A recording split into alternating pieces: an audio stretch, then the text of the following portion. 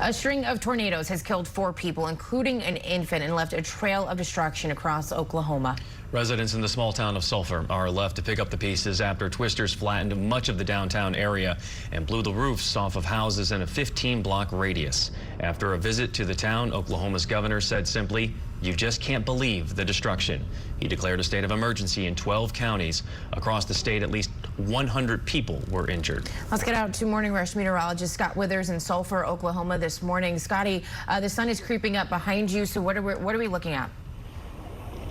We're looking at complete destruction and devastation here in historic Sulfur. I want to show you here. Let's zoom out a little bit. You can see what we're seeing behind us here. When this EF3 likely tornado came through here, 165-mile-per-hour winds, you can see just leveling every building in sight. And these are about 15 blocks of downtown. And at the end of the road, you can see down there, well, in the fog, all the way to the end, it has gone. And over here, look, it just continues. When it swept through here, building after building, block after block, everything is gone. This was a furniture store. Some of the furniture was shipped, ready to ship out. It is now just tossed around like toys. And it wasn't just here. This was a tornado outbreak that stretched from Texas all the way to Nebraska, really starting Friday night up there outside of Omaha, where there was widespread devastation. Fortunately, no fatalities. We do know that 5 people are now confirmed dead from this outbreak, 4 here in Oklahoma and 1 in Iowa. That confirmed late last night by the Iowa Emergency Department. And unfortunately, as these storms whipped up, well, they just became extremely deadly. Across the plains, a weekend of destruction. A likely EF3 twister with winds up to 165 miles per hour, slamming into the Omaha, Nebraska suburb of Elkhorn. It was just the scariest feeling in the world. The damage widespread. Bathroom, all of the stuff over here is just, there's no roof. Renee and her husband Scott had just moved into their new house a few weeks ago. There's nothing left. Early warnings and quick responses leading to no deaths or serious injuries in Nebraska. Across the state line, this monster tornado destroying homes and businesses in the small town of Minden, Iowa. It was just one of more than 100 tornadoes over the weekend, stretching from Nebraska to Texas. There's very little left in the small town of Sulfur, Oklahoma, an hour southeast of Oklahoma City. Definitely the most damage since I've been governor that I've seen. But what I saw downtown Sulfur, it's unbelievable. Every building in downtown is damaged or destroyed. Trees through the windows. We had just done new construction. It's all gone. So, everything. The governor declaring a disaster emergency, saying at least 4 people were killed in his state, 1 fatality in Sulfur, 2 more deaths in neighboring Holdenville, including an infant.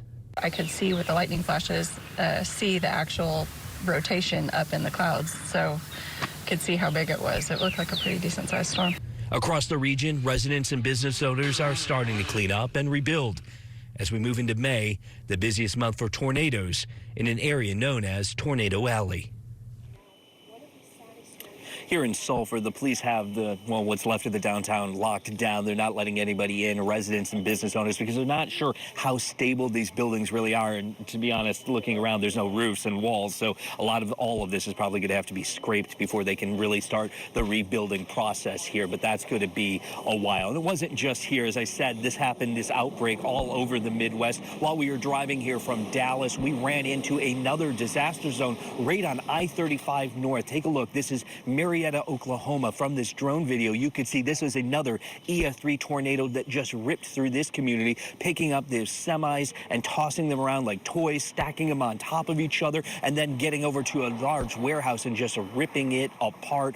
Unfortunately, there was 1 death in that area as well. All right, now let's take a look at today's weather. Good news, not as bad. You can see in the national radar. Well, before that, I want to show you how widespread this is. Look here at this map. You can see up and down the red spots there. Those are all the tornadoes that come into the National Weather Service.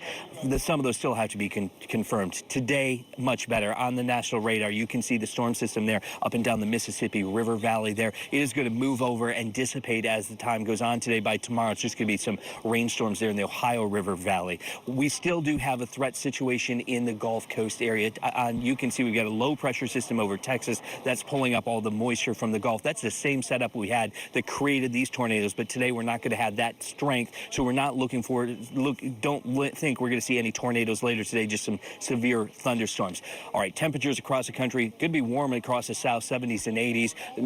Pacific Northwest, you're going to be kind of chilly today. Our conditions from coast to coast, East Coast looking great. The Mississippi River Valley, as those storms roll through, you're going to have the rain. The Southwest looks nice, and could be another rainy day up there in Seattle. And our severe weather alerts, exactly where I told you, right there in the Gulf Coast, from Texas all the way over to the Florida Panhandle. That's where we're going to see those severe thunderstorms later today. But fortunately, at this point in time, don't think, Alex, we're going to have any tornado issues today down there. The worst part of this storm system and the outbreaks are over for now, but it's already caused enough damage.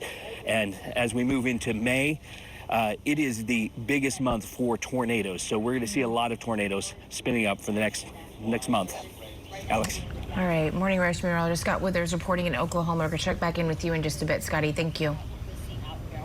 And joining us now is Corey Duke with Scripps News Oklahoma live in Holdenville, just north of Sulfur. Good morning, Corey. How are things looking where you are?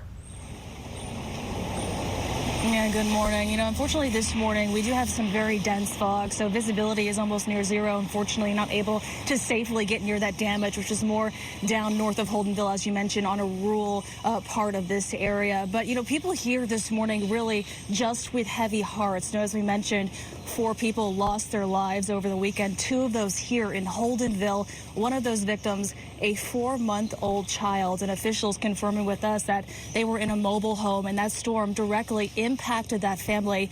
Listen to Representative Charles McCall, what he had to say about this loss. The loss of life is the most precious thing, and that is what weighs so heavy on my heart this morning. Everything else can be rebuilt, but we can't restore life in the wonderful Oklahomans that we've lost in this storm. But we will rise. We'll clean up. We'll rebuild. And we'll move forward. I want to do show you some video of this significant damage here that was sustained. Lots of destruction. Crews really working throughout the weekend to pick up the debris and those down power lines. The highway here, Highway 48, now that was closed down to the public. It has since reopened. There was also a command center set up that has since closed that was offering, you know, resources to community members here. You know, these storms, they also swept through a really good part of the state. Norman, gusts reaching up to 80 miles per hour. Over in Marietta, as we mentioned, we've learned 1 person died in the storm along I-35 there. This, of course, in addition to the 1 death in Sulfur, where the preliminary F3 did touch down. And upon further investigation, you know, people will come out here to reveal whether or not, indeed, they will raise that rating. But the governor is declaring a state of emergency for 12 counties. Residents certainly have a long road ahead of them, not only dealing with a significant loss of loved ones, but also dealing with the loss of their homes as well. Back to you. All right, Corey Duke with Scripps News Oklahoma. Thank you.